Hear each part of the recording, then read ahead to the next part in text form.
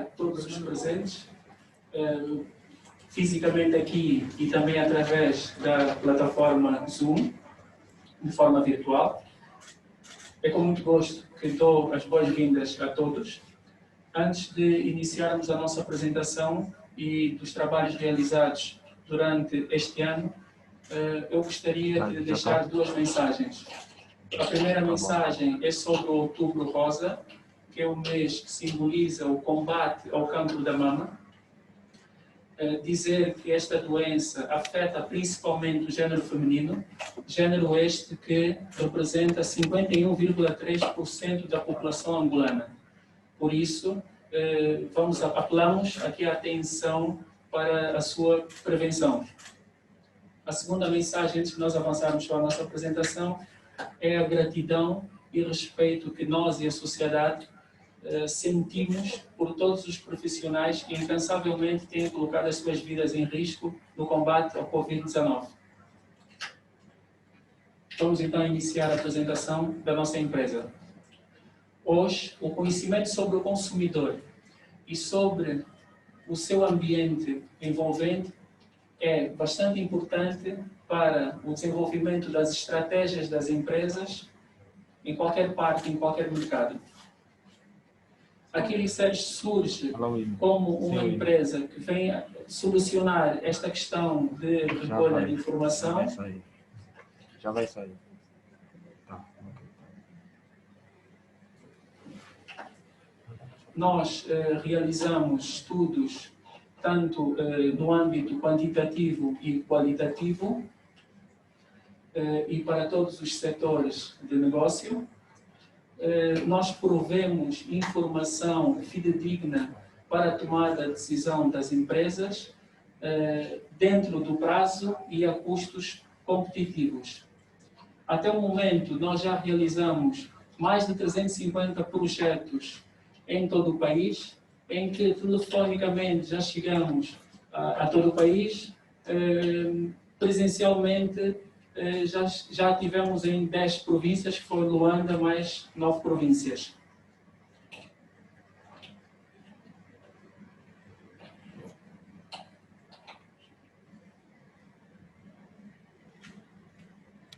Em relação à nossa equipa, somos 15 técnicos das várias áreas do saber, portanto uma equipa multidisciplinar, e somos complementados por uma equipa externa de inquiridores e consultores. Em relação aos nossos entrevistadores, nós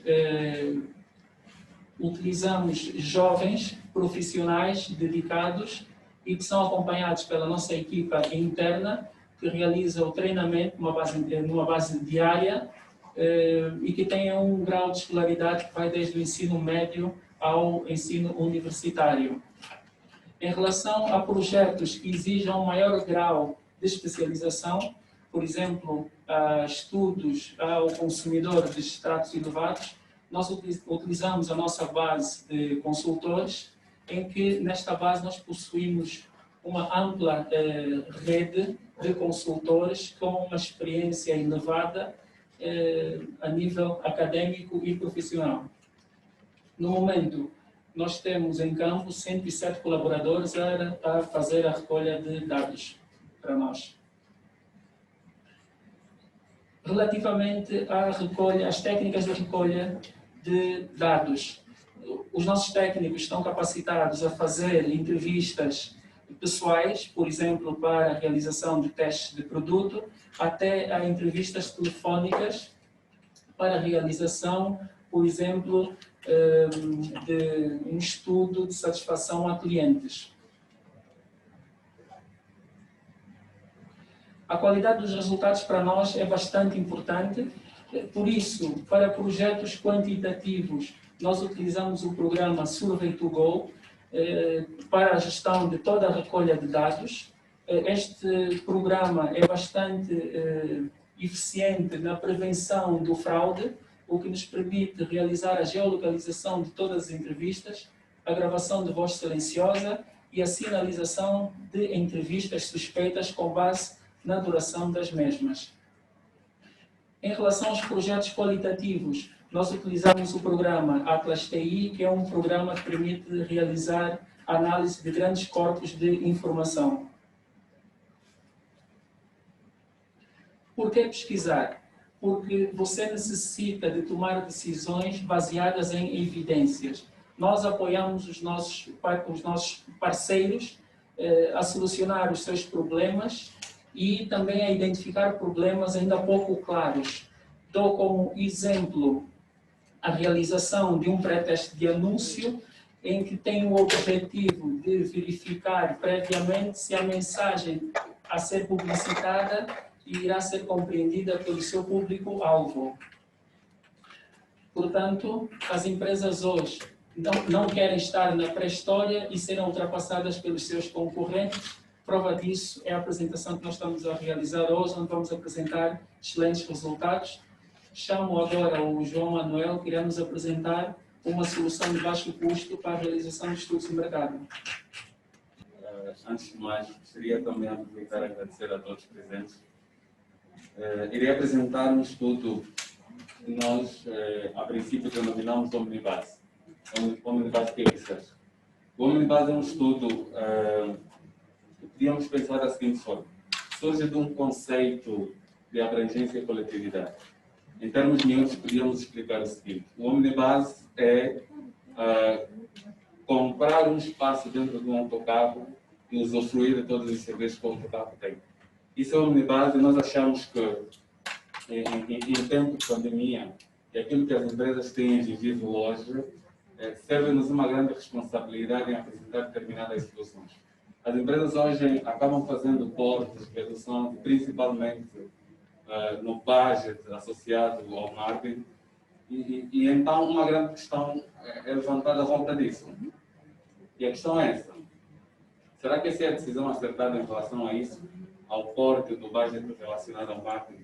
E então, nós, como QTCS, uma empresa de estudos de mercado, achamos que poderemos trazer uma solução que nós chamamos de low cost.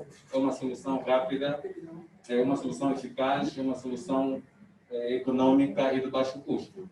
No entanto, achamos que com esta solução nós conseguimos fazer com que as empresas consigam otimizar os orçamentos que estão associados a estudos de mercado. No entanto, nós vamos pensar então que vantagens estão associadas a isso. Sobre as vantagens, nós olhamos no orçamento e achamos que isso é uma vantagem, porque as empresas acabam tendo a racionalização dos recursos associados aos mesmos estudos. Uma outra vantagem também que está associada ao mesmo estudo são os custos, não é? Esse estudo acaba criando um sistema de partilha, que nós chamamos de partilha de custos entre as empresas. Porque se várias empresas vão participar desse mesmo projeto, cada uma delas poderá escolher uma questão que estará associada ao mesmo projeto e então poderá, depois disso, receber uma determinada informação em função daquela questão que é solicitada. No entanto, à volta de todas essas vantagens, obtém-se um resultado muito importante que é considerada uma ferramenta de apoio à tomada de decisão por parte dos gestores. E nós então vamos tentar perceber como é que isso funciona, como é que esse projeto funciona. E nós delineamos 8 passos. E o primeiro procedimento é aquele processo em que o cliente manifesta a intenção, o interesse de participar do mesmo estudo. Então, depois dessa manifestação, nós vamos ver que passa-se numa fase em que a equipa técnica faz uma assessoria de modos a otimizar os objetivos, aquilo que é a pretensão do próprio cliente, não é?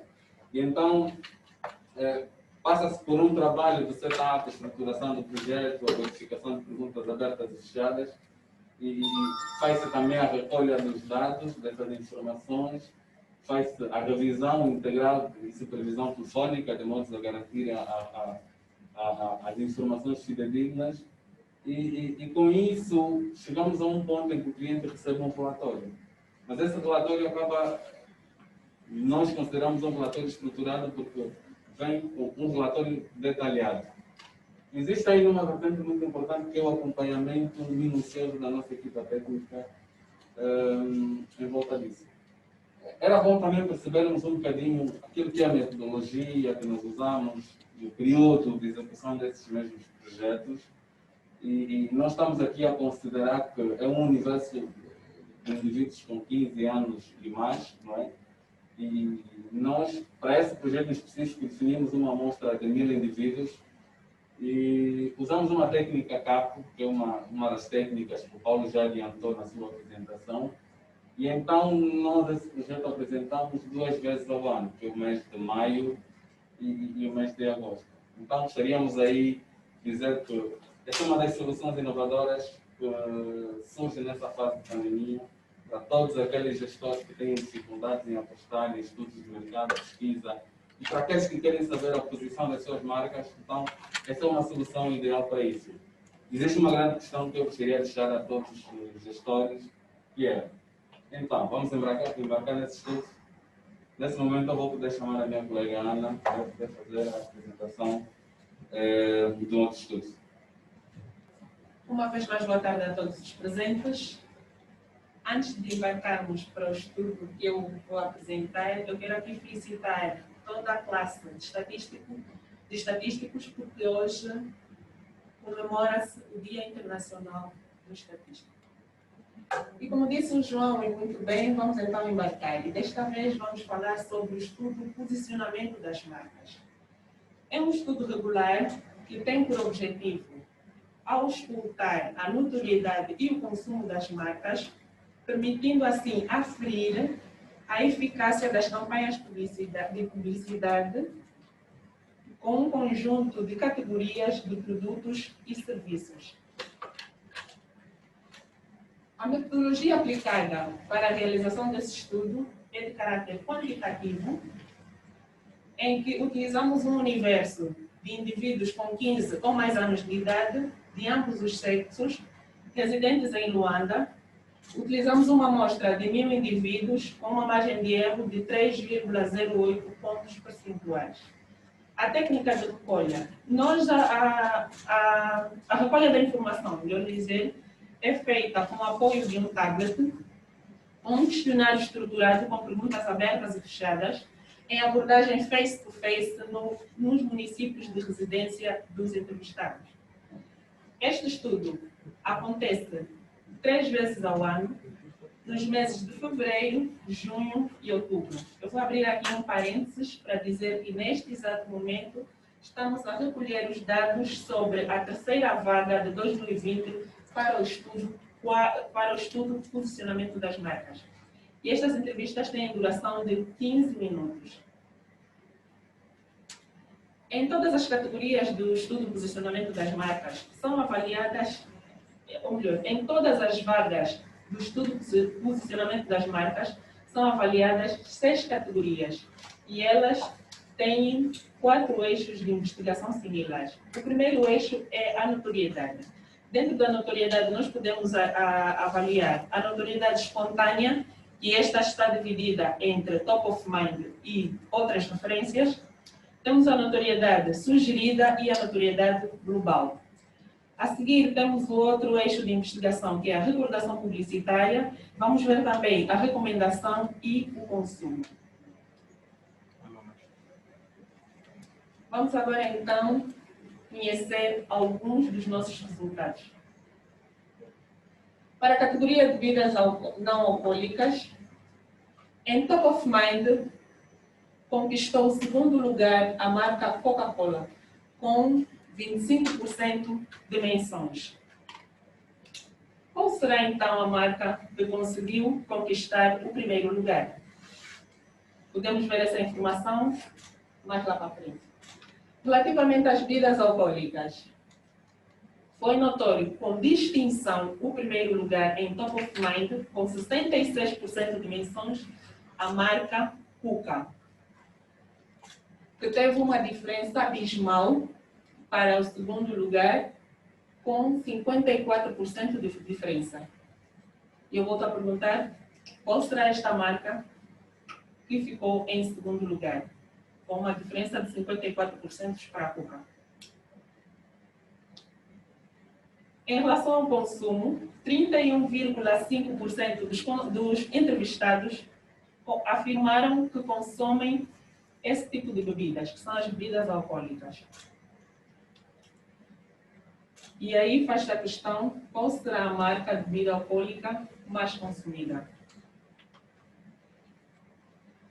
Ainda sobre bebidas alcoólicas, vamos falar sobre a recordação publicitária.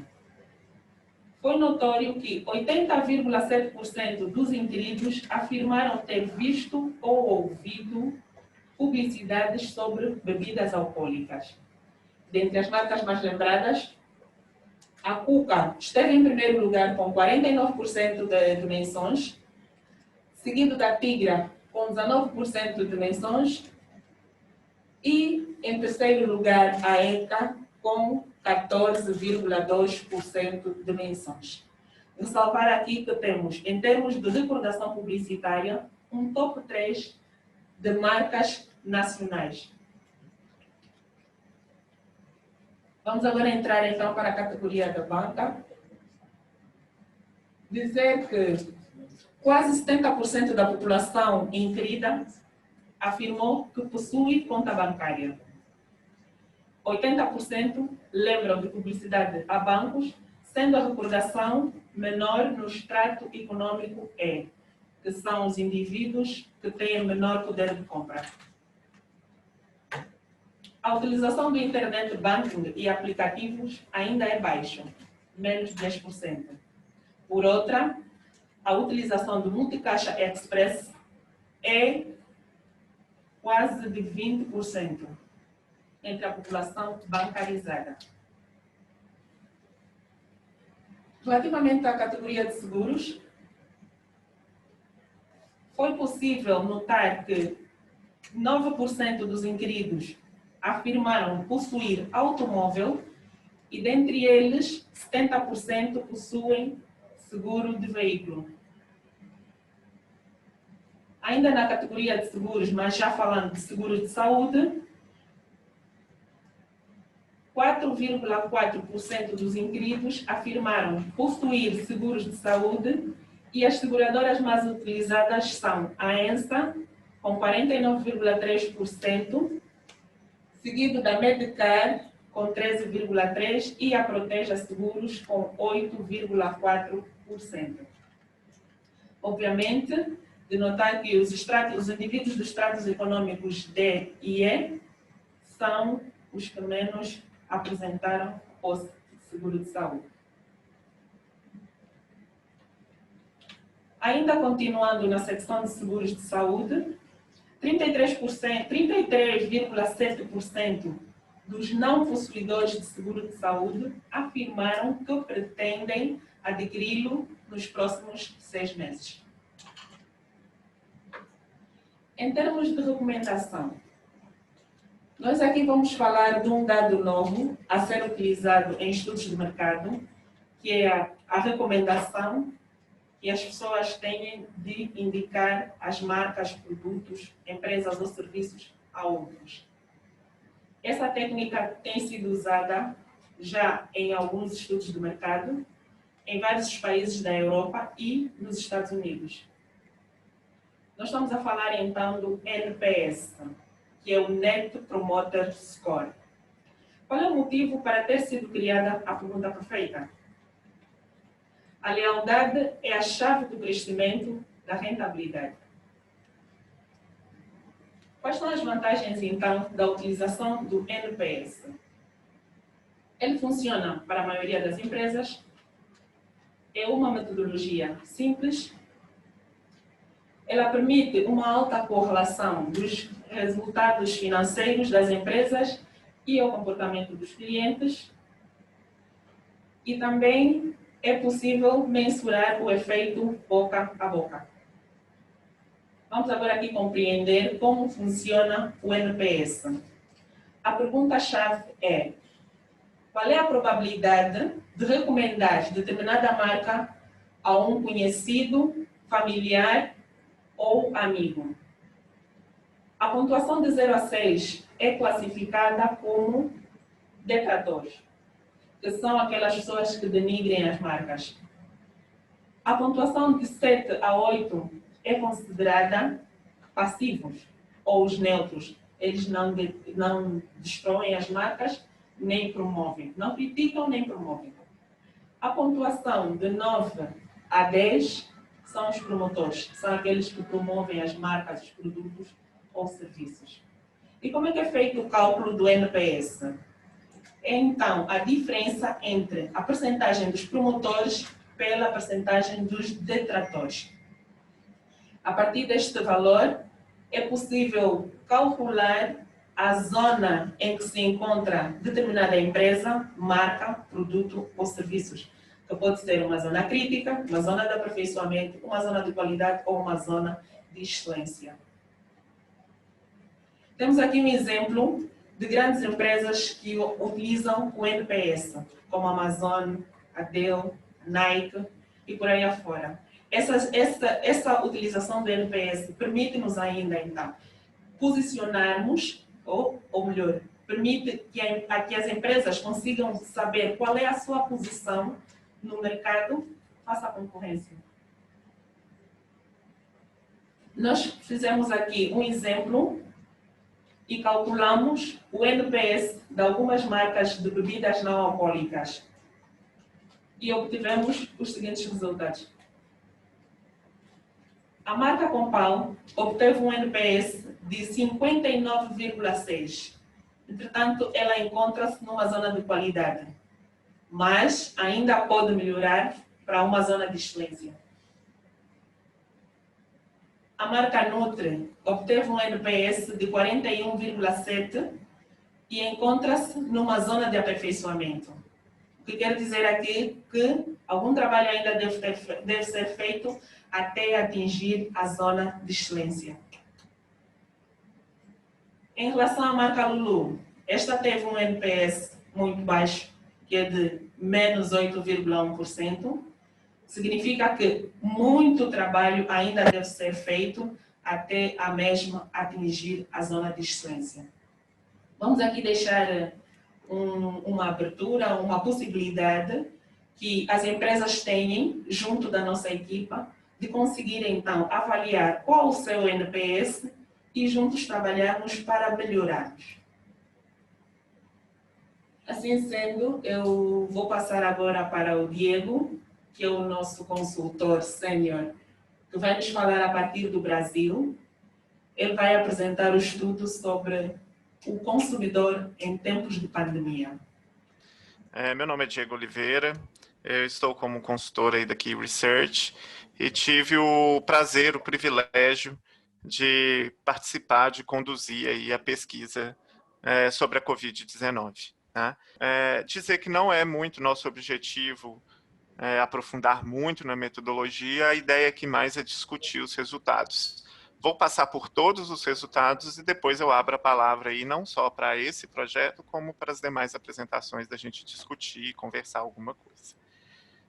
Por mais que não seja nosso objetivo ficar falando muito sobre metodologia, eu gostaria só de alinhar com vocês, combinar com vocês o que foi feito. Tá? Só para a gente ficar na mesma página. Então, foi uma metodologia quantitativa. O que é isso? A gente estruturou, fez o chamado survey, né? Estruturamos um questionário e aplicamos para todos os indivíduos residentes na província de Luanda.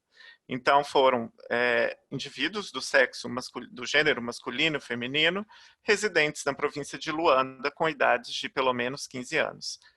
Aplicamos mais de 460 entrevistas, o que nos dá uma margem de erro aí arredondada de 5 pontos percentuais.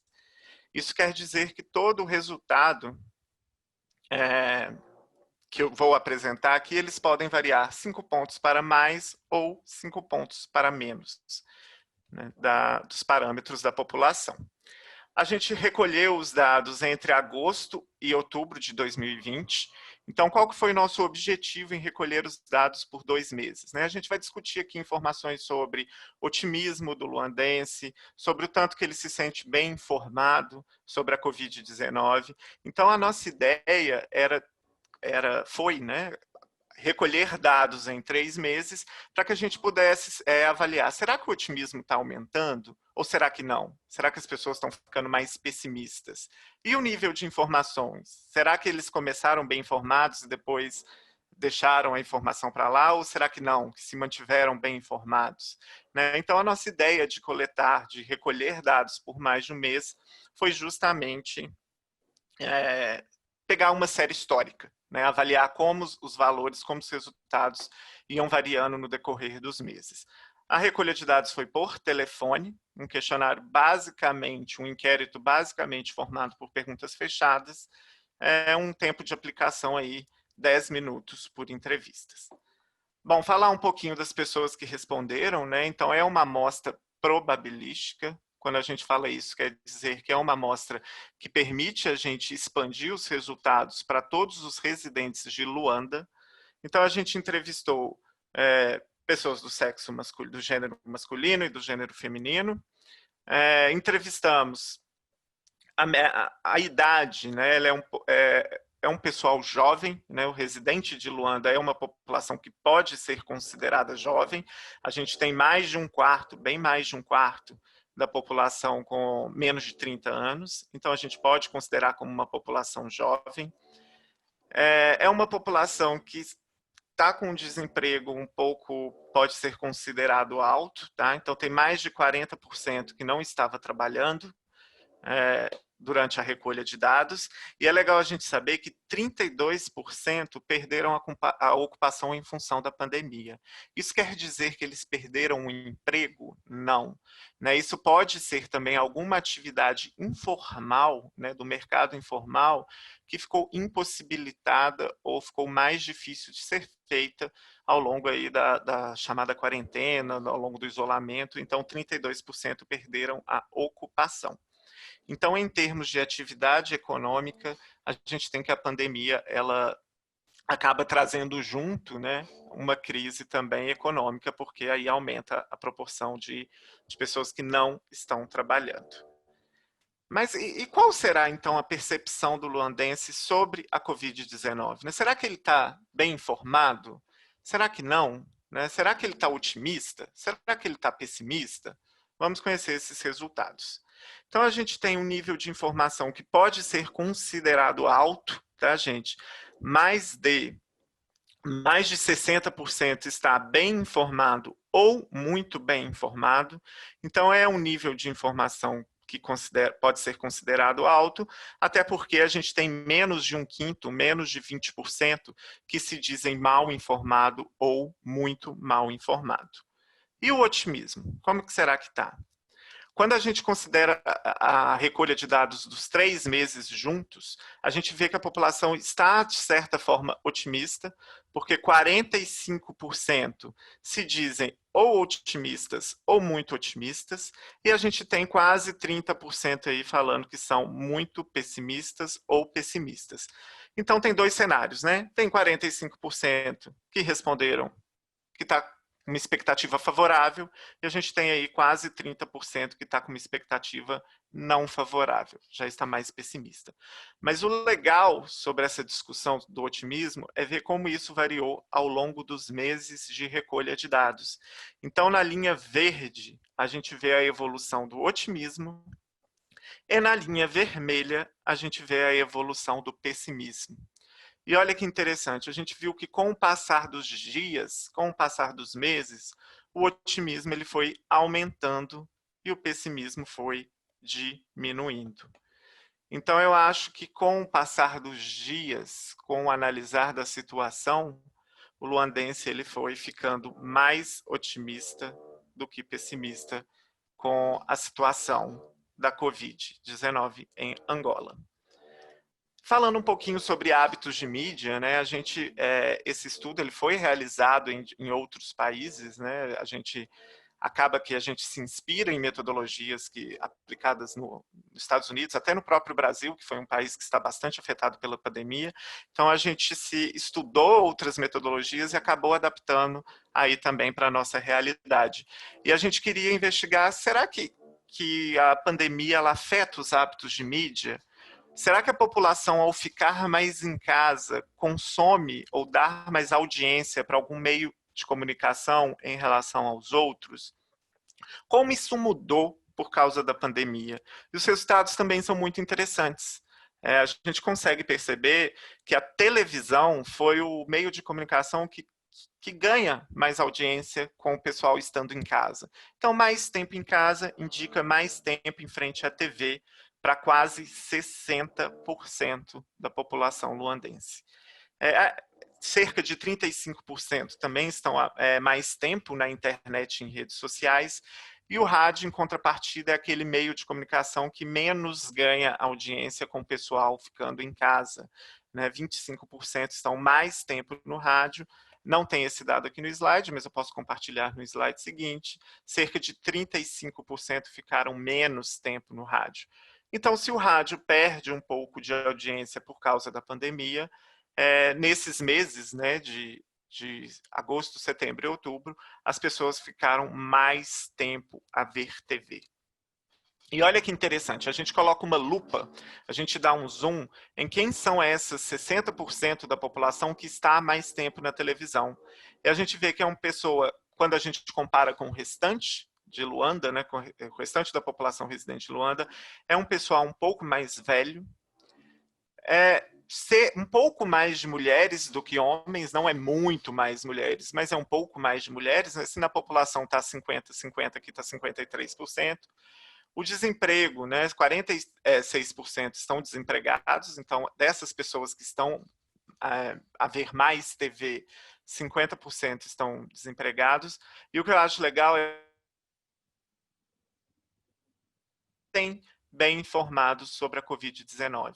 Então, isso sugere que a televisão, além de ser um meio de entretenimento, das pessoas estarem mais em casa se entretendo via televisão, também é um importante meio de comunicação sobre a situação da Covid-19, sobre as formas de prevenção. Então, ela também desempenha esse papel informativo.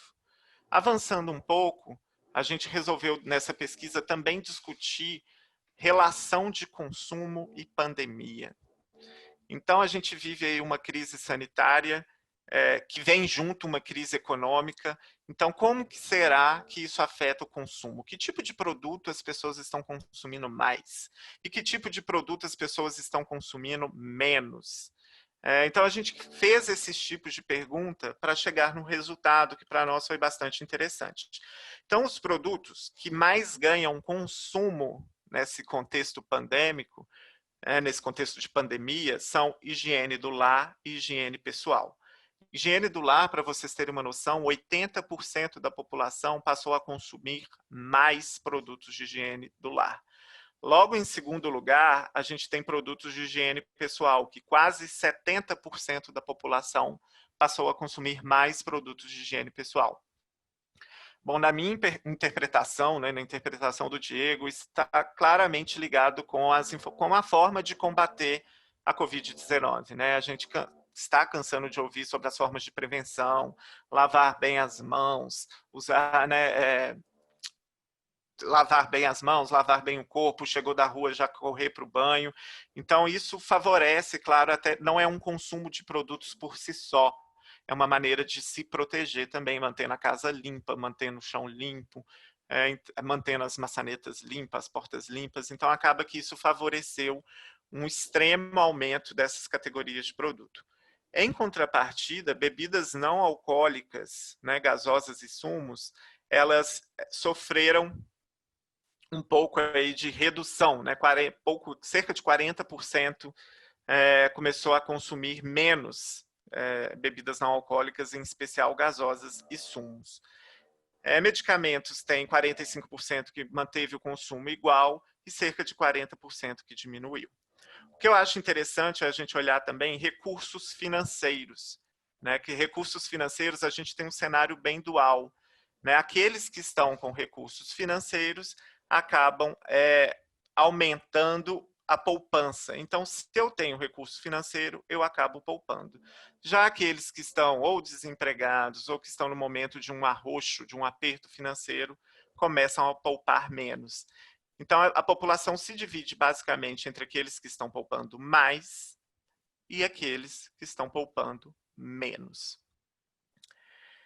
A última bateria de perguntas que eu queria mostrar para vocês diz respeito ao humor. E aí muitos vão me questionar, humor? Você vai falar, né, de humor em relação à pandemia? o que é isso? Né? Como que é isso? A nossa ideia, que a gente viu sendo aplicado, estudos acadêmicos e de mercado sendo aplicados nos Estados Unidos e no Brasil, é como a pandemia afetava o humor das pessoas. E aí eu gosto de contar casos aqui, casos que a gente acompanha, eu tenho certeza que vocês acompanharam também.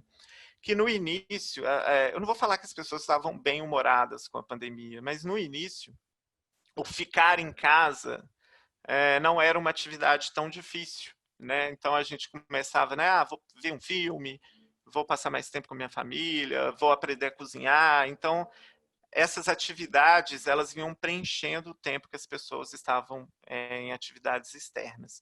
E com o tempo a gente percebeu, e estudos em diversos países mostraram que o humor da população ia diminuindo.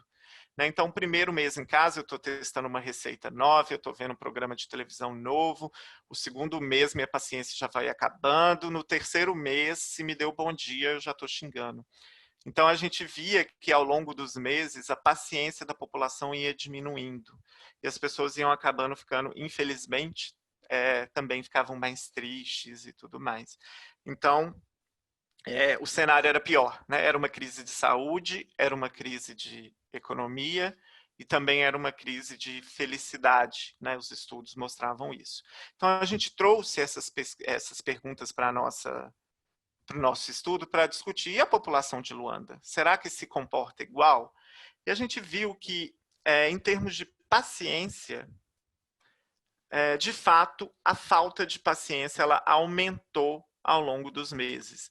Então, lá no início da nossa recolha, quase um quarto da população se dizia nada ou pouco paciente. E com o passar dos dias, essa falta de paciência ela aumentou para cerca de 30%.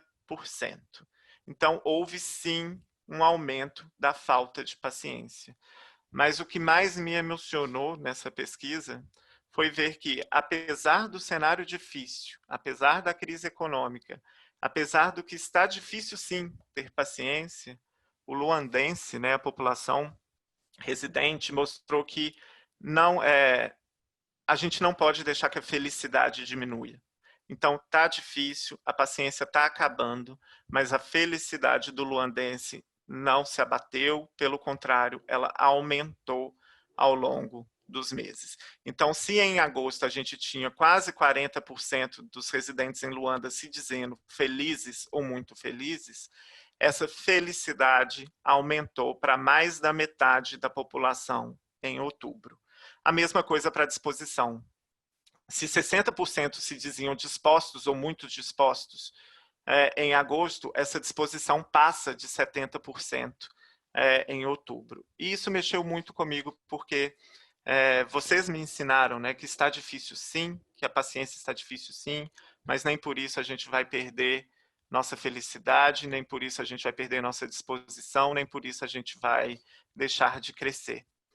E aí eu peço a licença de vocês para citar um escritor brasileiro que eu particularmente gosto muito. Quando eu vi esses dados, né, está difícil, está no aperto, mas por causa disso a gente vai ficar ainda mais feliz. Eu lembrei desse escritor que fala que, né, o dia a dia, nossa vida é muito difícil. Então, às vezes ela esfria, às vezes ela esquenta, às vezes fica tudo feliz, às vezes fica tudo triste, às vezes vem uma dificuldade. E esse escritor fala que a gente precisa ter coragem, né? O que a vida quer da gente é que a gente tenha coragem. E que a gente tem que ser alegre nos momentos de alegria e ainda mais alegre nos momentos de tristeza. E foi isso que eu vi nessa pesquisa, foi isso que eu aprendi com vocês, que apesar das dificuldades, vamos ficar ainda mais felizes nesses momentos de dificuldades. Agradeço a palavra. Em breve, né, a gente vai abrir o momento para perguntas, mas fica aqui meu convite de pesquisar, descobrir. Né? Então, é importante para as empresas sempre estarem dialogando com seus clientes, com seus usuários, dialogando via pesquisa com seus funcionários, também, que geralmente a gente esquece. Então, esse diálogo é muito importante, principalmente em momentos de crise. Né? Então, o João mostrou aí uma solução que pode ajudar aí a trabalhar com orçamentos menores. Então, fica o convite da gente continuar pesquisando, principalmente nesses momentos, tá bom? Muito obrigado e nos colocamos aqui, todo mundo da Key Research, à disposição.